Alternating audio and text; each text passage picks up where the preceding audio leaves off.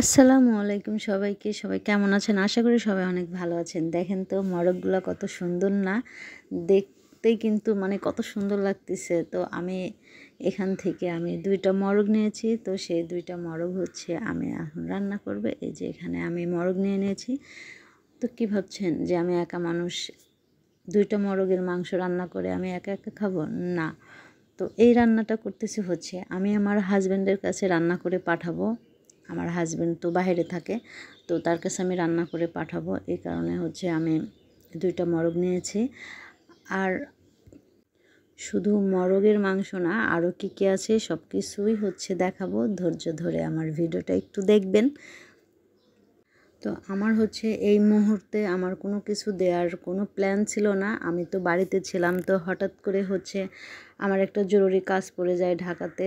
তো আমি চলে আসি ঢাকাতে। তো আসার পরে এখন এই যে ভাইয়াটা যাবে আর কি, সে ভাইয়াটা বলছে তার সাথে দেখা করতাম। তো ভাবছি দেখা যেহেতু করব, তাহলে তো এমনি এমনি কীভাবে যাব। তো আমার হাজব্যান্ডের জন্য কিছু একটু রান্না করে দেয়। তো আমি লাল আলুগুলো আছে না, লাল আলু দিয়ে লাল মোরগের মাংস রান্না করছি।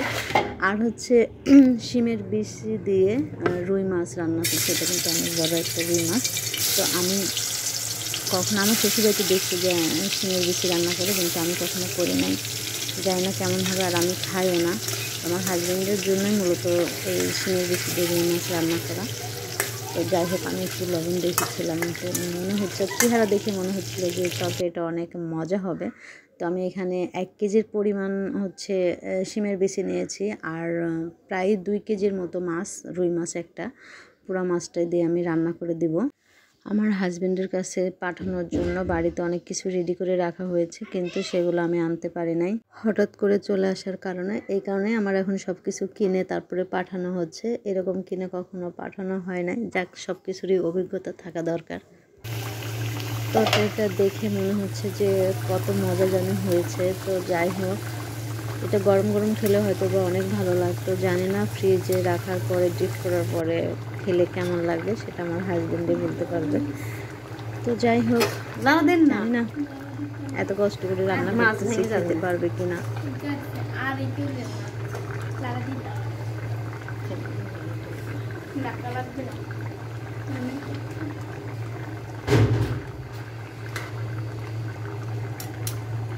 এটা এখন গরম গরম খাইলে না ভালো হতো না।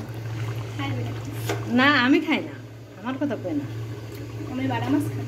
আমি কিন্তু আমার বাসা থেকে আমার বোনের বাসায় চলে আসছি। আপনার আবার ভাইবেন না যে আমি আমার হাজব্যান্ডের কাছে শাক আর লাউ দেবো, না সেটা না।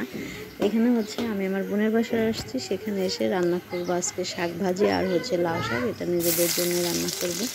আর হচ্ছে ইফতারি ভেজে নেব।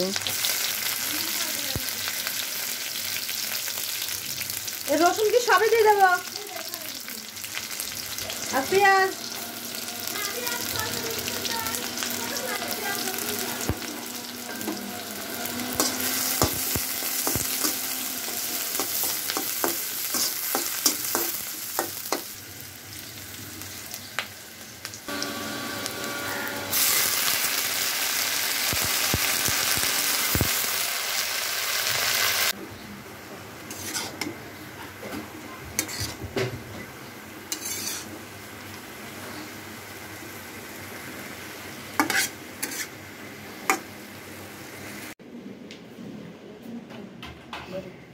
না, এখন আমার ফ্ল্যাশ আছে।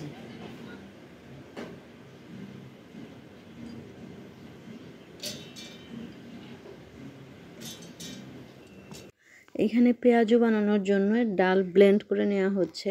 এখানে সব ধরনের ডাল একসাথে মিক্সড করে নেওয়া হয়েছে। ফাইম এটা ব্লেন্ড করে দিবে।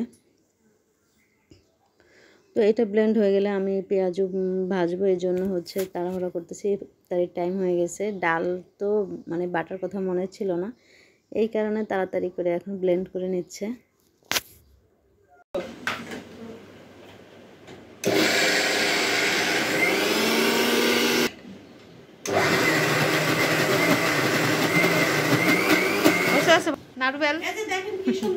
ওরে বাবা, তোর মারছে, মারে ফায়াজ ভাইয়া, তোমার মারছে, মারো।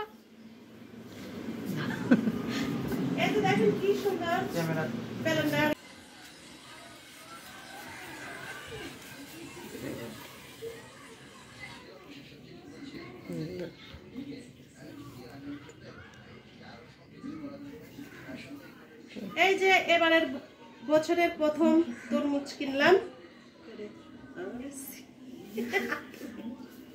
আমরা তো এটা ওঠানোর জন্য দুই বোন অনেক চেষ্টা করতেছি, এক হাত দিয়ে কোনোভাবেই আমরা এটা ওঠাতে পারতেছি না। তো পরে হচ্ছে দুজনে মিলে ধরে উঠাইছি। এই বছরের প্রথম তরমুজ কিনলাম, দেখি তরমুজের ভিতরটা কেমন। এই যে মাশাআল্লাহ, তরমুজের ভিতরটা অনেক সুন্দর, দেখেন কি সুন্দর দানা দানাও, কি সুন্দর একদম দানা দানাও। এখানে ইফতারি সব রেডি করে নেওয়া হচ্ছে। এখানে ট্যাং দিয়ে নিলাম, হয়েছে। কোকো এটা কি না, এটা হচ্ছে ইসের ফায়াজের এর মধ্যে আর কি রাখা হয়েছে, কোকো স্কাচের মধ্যে স্কাচ। পানি খুব আগে এমনি পানি দিয়ে নিয়ে তারপরে এই পানি পরে দেওয়া যাবে না।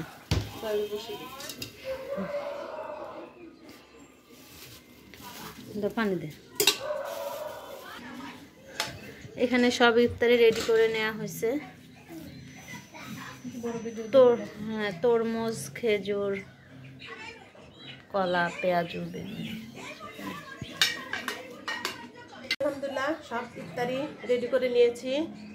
এই যে তরমুজটা কেটে নিয়েছি, আলুর চপ, বেগুনি, পেঁয়াজু, আনারস, কলা আর মুড়ি মাখানোর জন্য সালাদ করেছি আর খেজুর।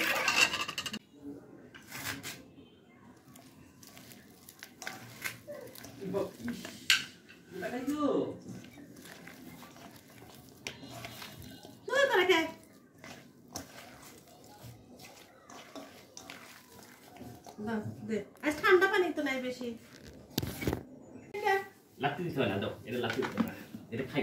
ওরে খুদা, কত পানি দিছে।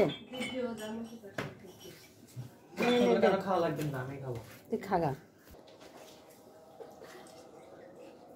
পানি খায় না, খাইছ।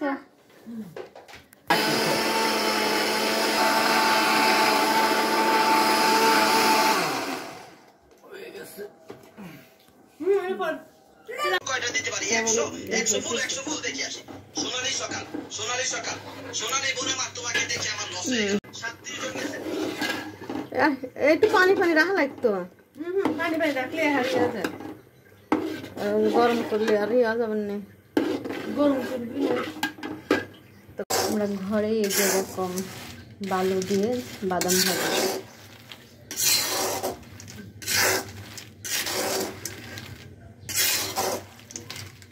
আমরা হচ্ছে এখন পাটিসাপটা পিঠা বানাবো, তার জন্য এখানে দুধ জাল করে নিয়েছে। দুধটা কিন্তু অনেকক্ষণ ধরে জাল করছে। এই যে এরকম দেখেন সর, এরকম সর কিন্তু অনেকবার পড়ছে, অনেকবার সরগুলো ভেঙে ভেঙে দিতে হবে, দিলে আর কি এটা স্বাদটা একটু বাড়ে।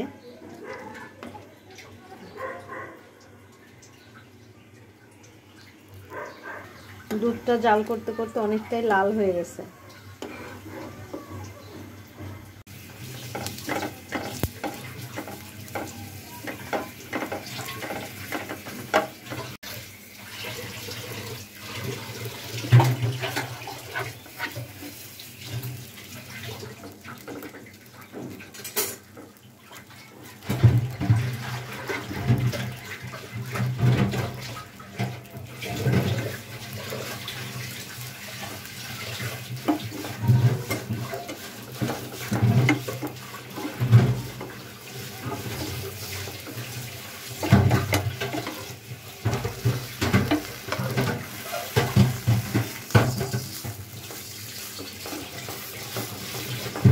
ছোট ফ্রাই প্যান হইলে পিঠাও ছোট ছোট হতো।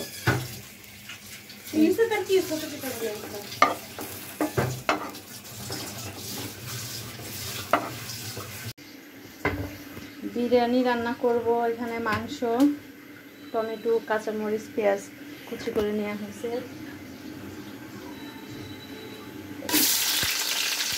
কড়াই দেওয়া হয়েছে।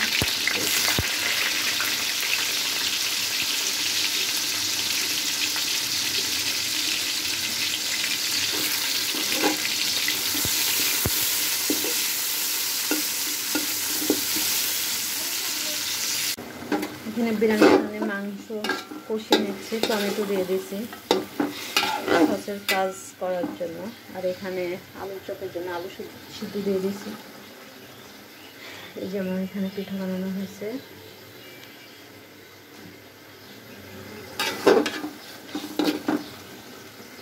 কত বড় হাঁড়িতে দিচ্ছি।